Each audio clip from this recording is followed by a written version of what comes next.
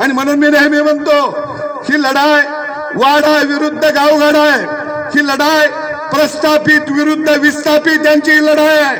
आणि म्हणून खऱ्या अर्थानं या मतदारसंघामध्ये पवार साहेब कुणाला बी देऊन देतील।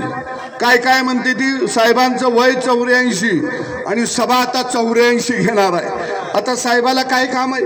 काय मसरं राखायची आहेत, काय पाणी पाजायचं, शोच धंदा करायचा। पण साहेबाला मानावं लागेल ह्या वयात बी आमच्या सारख्याला चान्स देण्यात झालं। ह्या वयात अहो बाप पोरग कर्तबगार झालं की प्रपंच त्याच्या हातात देतं आणि का बसतं का नाही।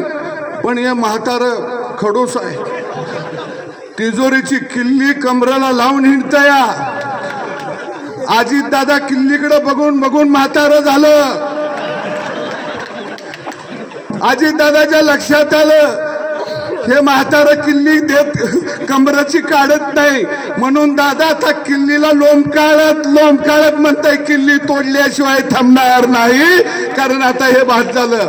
अरे आम्हाला प्रपंच करून काय म्हातारा झाले प्रपंच करायचा का? आणि म्हणून दादा सुद्धा मोठ्या ताकदीनं खऱ्या अर्थानं विकासासाठी हे भारतीय जनता पक्षाबरोबर आले। मी सांगोला आणि सगळ्या परिसरातला जनतेला आव्हान करू की आपण या देशाला नरेंद्र मोदीच्या रूपानं एक कणखर खऱ्या अर्थानं प्रधानमंत्री आपल्याला द्यायचा आहे आणि निश्चितपणाने ते काम